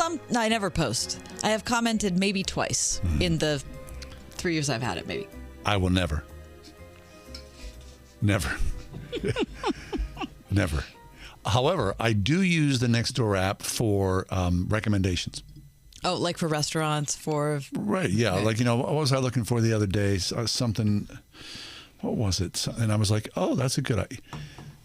So you're taking from it, but you refuse to give to it. What am I going to give? And seriously, do you and I need another form? No, we don't. Yeah, people can hear us wherever they want to hear us. So... Do you read it? What I've done is I've gotten rid of all the emails that, hey, this person's posting this, all those notifications. Occasionally I dip my toe into it because I'm just kind of curious. More often than not, though, when you do look at it, someone's dog is lost, a cat's been found. Right. Mostly it's about pets. Yeah. People looking for landscapers or someone to do some electrical work. Or complaining about someone who was rude at Costco. Right, Or exactly. I went to Aldi and don't ever go there again. Exactly, because their red grapes are terrible. So, and I'm not saying they are terrible. No, just using it as an illustration. Right. So it's more like social media. Right. People just acting poorly, pretty much. Although, how about I always find this curious. People say, "Hi, I'm your new neighbor. I know. Hi, I'm Michelle. I just moved here from Savannah, Georgia." Right. I'm like, what? Can you imagine doing that? No, never. I think that is super odd. People do that all the time. Yeah, I know. Hi, I just came in and wanted to say hi. Hi, and I was like, hi. Right. Although maybe those people are nice, and you and I are there's 100%. the jerks. Yeah, I think it's probably like for years there was a guy right next to rap, and he was like, Tino or something like that. He was like, "Hey, we're going to meet and play volleyball up at the gym," and I was like, "I'd have to go play some volleyball with Tino." Did you go? I never showed up. No. Right. And then Tino stopped posting, so people probably were like, I'm not playing volleyball, Tino. And that was it. But I kind of like the idea of it. Like, that was like the best of the next door app for me. Okay. Neighborhood volleyball. Funny you should bring that up because I want to tell you that just a few minutes ago I read the best of Nextdoor. Oh. Okay. The best of. And yes. This is your neighborhood. This is my neighborhood. Mm-hmm. Now wait, one more thing. When I do the Nextdoor app, it's just my neighborhood. Because people, you can do the geographic sweep of the continent of the United States. I don't even remember what I signed up for at this point. I get it. I don't know. Right. I don't know. Oh, I don't remember. Something funny to bring this up because I got an email today that said, Google has now allowed all of your calendar, blah, blah, blah, to the universe. And I was like, wait, what? How did I do that? I don't know. And I went to try to, I can't. So now apparently my calendar's out there. Great. That's good news. And I don't know how I did that either. Right, exactly. How? Just fell into a hole and I clicked the button and there it is. Wait, I don't know what's happening. Anyway, this is what Anne posted on Nextdoor. Anne said, "I just want to express and show how grateful and touched I was by two strangers. I was at the Giant Eagle at Mount Nebo. I usually do not shop there. I had not checked my bank account and forgot a $182 loan comes out each month. I got to the register and had problems with my debit card, and then I realized after checking my account I was negative $137. Oh. So I apologized to the cat. Wouldn't that be horrible? How embarrassing. I apologized to the cashier, and I started walking out. I was just at the door, and an employee came and tapped me on the shoulder and said that a customer, a man, wanted to pay for my groceries. I was totally surprised and humbled, so I walked back, and there was this young man in his late 30s. He paid for my groceries and refused to give me his name to pay him back. I hugged him twice. That's fabulous. What a great story. Isn't that a great story? Yeah. I mean, for all of our, at the top of 5 o'clock, we were talking about there's a record high 50% of Americans, according to Gallup, rate U.S. moral values as poor. Mm-hmm. When you see something like that happen, or you read something like that, you think people can be so good. Yes. And there's a lot more of that we don't know. There really about. are, right. We ignore it. And the internet, we never would have thought this in the early days of the internet, that all the internet would do is magnify terrible stories one after another and make us think the worst possible thing about each other, right? And it takes a moment like this when you read that story, which I did during the commercial break, and I thought, you know what? We have to remember. First of all, we have to tell these stories to each other because that's so important. Well, it's Imago Dei. It's just what we just talked about with Rebecca Eklund. Exactly. Image of God, right? We see each other. Right. If we do see each other as the image of God, it changes our perspective, however difficult that is. I mean, me 1 minute going, John, be good, and then 5 minutes later, upset at traffic. Right. It's just it's a tool, isn't it? I mean, it's a muscle that has to be. It is. It's a muscle. Enforced. And I was thinking as I was reading this account by Anne on my Nextdoor app, that if that was me and I was the guy standing there, right. So watching someone ahead of me not be able to afford their groceries, what would you do? What would I do? And I fear that I just wouldn't think of doing that. Or you couldn't afford it, right? But say I could afford it. And today I could afford it. Yeah. So I could cover this woman's $137. Yeah. Okay. But you wouldn't think about that. Why? I don't know. I think because I feel this sense of personal boundary. Like Like, I don't want to get improper for me to do that. Yeah, like I They'd don't be want upset. Or like it would be like improper, or they're embarrassed, and I don't want to make them more embarrassed or something like that, which is a horrible response. I really pray that if I'm ever confronted with this, that I would be clear thinking enough at the moment, The humility. to do the right thing. So in that exchange, what was happening was, okay, so your card's been declined probably 3 times, right? They try it. And then She looks up on her phone to see what's going on. right, and then realizes she's overdrawn in her account.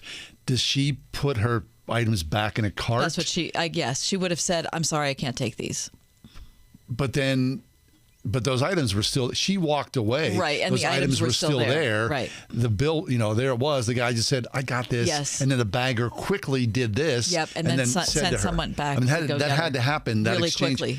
That's what I mean. He thought his immediate response was I to can do it. this. Was to do that. And I just fear that my immediate response would have been, I just would not. Anyway, whoever this man is, has inspired me that if I'm ever in that situation, I'm going to do that. Imaggio Dei. Yeah, if I have the funds, step up and just do it. Well, that's kind of like the pay it forward thing. It is. Right? Have you done that? I mean, you read about this all the time. Okay, so I did that only because in a Starbucks line at over here in Green Tree. Yeah. Only because the person in front of me did it for me. Somebody started it. Yep. It wasn't me who started it. Mm-hmm. That's it restores your faith in humanity, which is what we need, since 50% of Americans say that U.S. moral values are poor. It was last night. Oh, I know. I watched the end of the Pirates game last night. Yeah, so we were both watching it and texting about how the Pirates were being no-hit. Which was a really great little... It was. It broke your heart for the poor guy. I know. It's really sad when your team is so bad that you're rooting for the other pitcher, especially when he's a Cardinal. I know, exactly. That was a lot. Anyway, so the game was over, and I was just, I was going to go to bed. But I switched, down to local news. Now, I tell you, I never watch local news. Me neither. What a complete and absolute train wreck. Now, it went from one shooting to one person being assaulted to one, just House one fire. heinous thing after another. And it's been a long time since I've watched local news, and God bless those men and women who are, doing that, and it's not an easy job. But that's like the worst of humanity, and that's the business model of showing the worst of humanity. Right. It's, I'm going to wake up in the morning and seek out those stories, however small. I mean, this was like some of the stories were happened, at a corner somewhere, and all of a sudden there it is broadcast across, portions of 3 states. And no one knows Anne's story. No, right. And you're watching those stories of the shootings and the assaults and nodding your head and going. Right. And you're watching the January 6th committee, and you're watching people protesting outside Brett Kavanaugh's house. Or and whatever. You're thinking, yeah. All the things that you Everything about willfully news. engaged to read Everything about news is negative.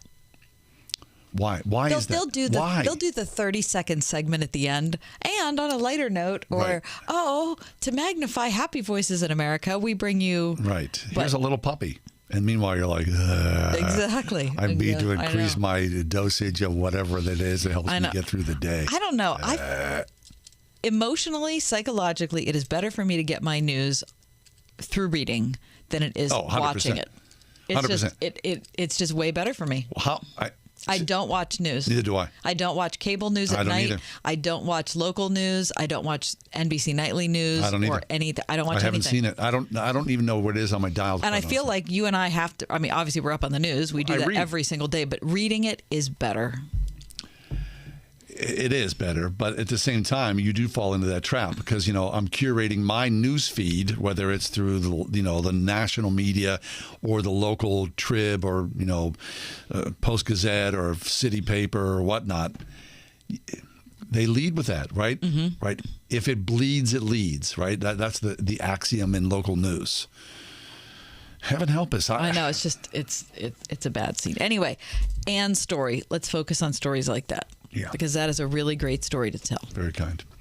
All right, we stop. Yeah, there? we're done. Oh, wait. There's one more thing. The Gateway Clipper thing. Sign up there. Oh, yeah, let's talk about that. August 16th. August 16th, John and I are taking a cruise.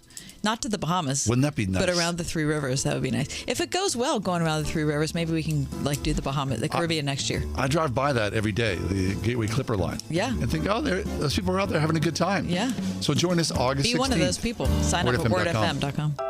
At the Original Mattress Factory, we know that a middleman adds little actual value. Unfortunately, most mainstream mattress brands sell their products through a retailer. This only adds more cost that gets passed along to the customer. At OMF, we choose to eliminate the middleman and sell directly to you. This factory direct approach allows you to buy a great product at the lowest price possible. No middleman markups here. Visit an OMF location today to see the Original Mattress Factory difference for yourself. Parents are an extremely important part of their child's education. Cara Bell, principal at Jubilee Christian School in Mount Lebanon. We try to partner with parents and try to instill values that the parents want as well. We love to have parents come in and volunteer for activities, for recess, for lunch, to help out in the classrooms. Field experiences once a month. We try to team so that we can meet the child's needs. Imagine, Believe, Achieve. Jubilee Christian School, K through 7th grade, now enrolling for the fall at jubileecs.org. The Mechanical Services Company. Trusted, proven, preferred for all mechanical systems, heating and air. Our team has got you covered. Maintenance, service, installs and repair. Call us when you need comfort. Online at tmschvac.com. The Mechanical Services Company. Trusted, proven, preferred. If a super flexible schedule, great benefits, paid time off, and a signing bonus sound good, consider NAMS Transportation. NAMS has provided safe transportation to Northern Allegheny County and Pittsburgh seniors for over 40 years. Van drivers start at $17 an hour, sedan drivers at $14 an hour, plus a $2,000 signing bonus for part-time drivers and a $4,000 signing bonus for full-time. Must be 25 or older, no CDL required. Call 412-406-8611 today. It's a very common fear to have a fear of the dentist. There's a reason patients love Dr. Megan Stock, voted Pittsburgh Trib's best of the best dentist in Northern Allegheny County for the second year in a row. I feel particularly drawn to making sure that all patients are at ease. That extra gentle touch, the extra nudge to tell them it's okay, we'll get through this together. Exceptional dentistry meets compassionate care. Stock Family Dentistry, Perry Highway in Wexford, at stockfamilydentistry.com. The free AutoZone Fix Finder service can help troubleshoot the likely cause of your pesky check engine light for free and help you save time and money down the road. Restrictions apply. Get in the zone. AutoZone. Ask Alexa to play the word Pittsburgh to hear us there. We're on your Google speaker too, plus iHeart, TuneIn, and on Odyssey. 101.5 WORD FM, Pittsburgh.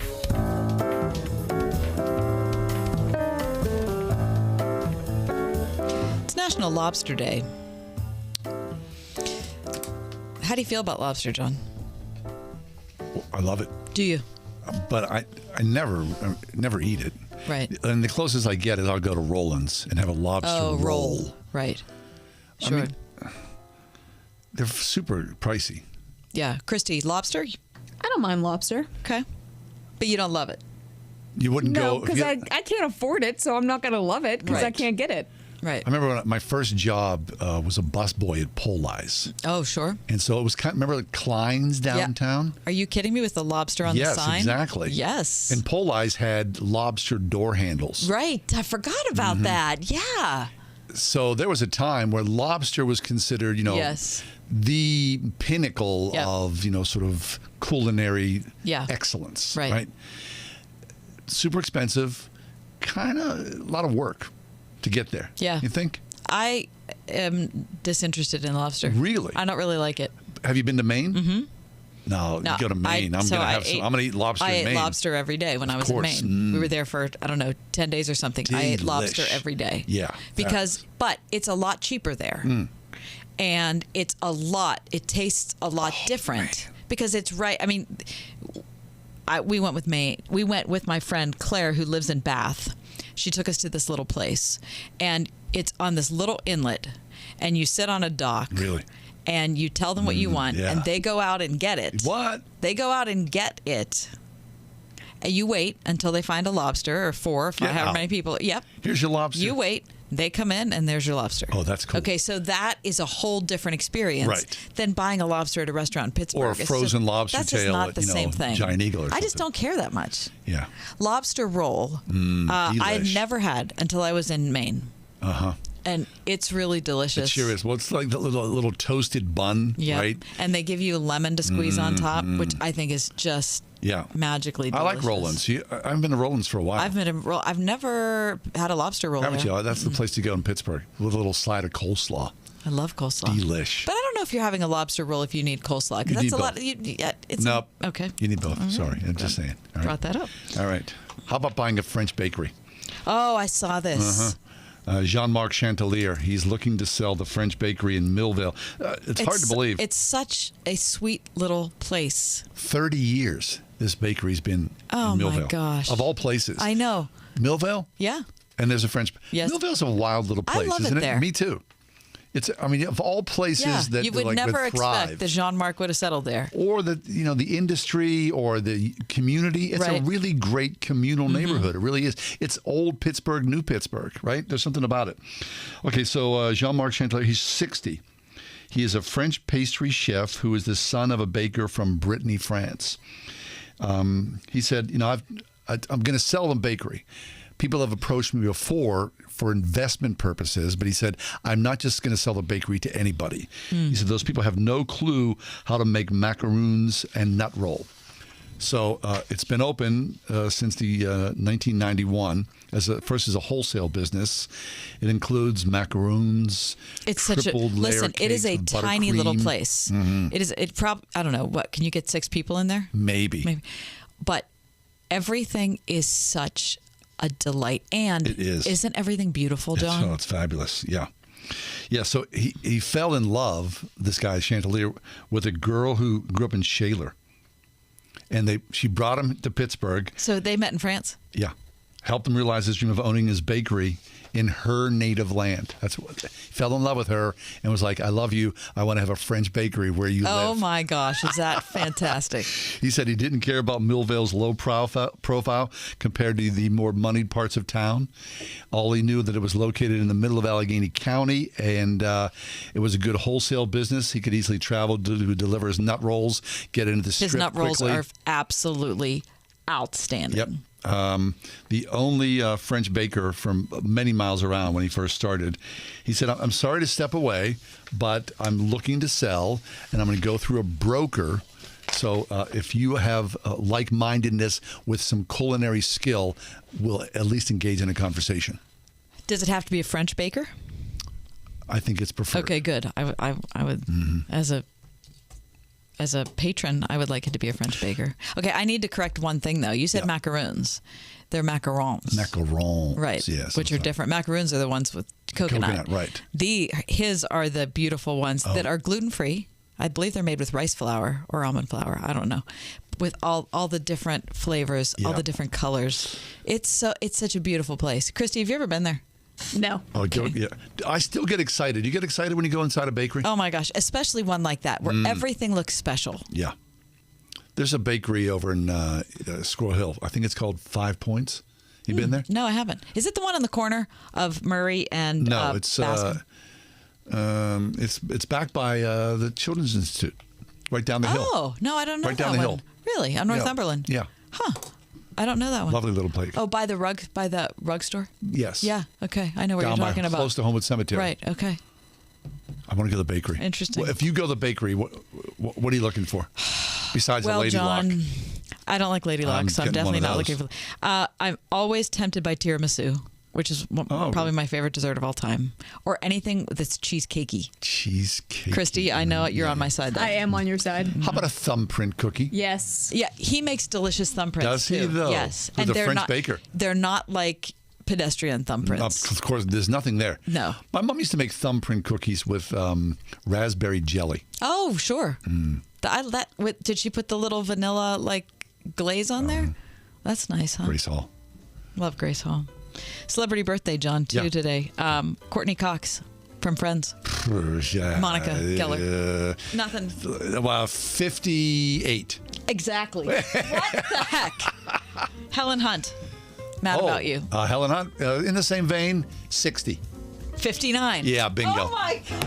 What a weird ability you have. Well, it's just that I'm telling you, it's a very narrow band with both those women from the same time frame, right? Yeah, exactly. Anyway, that's the show. Look for us online. The podcast is up and running. I promise I never tell them these people ahead of time. I don't know. Have a great night. Thanks for being with us.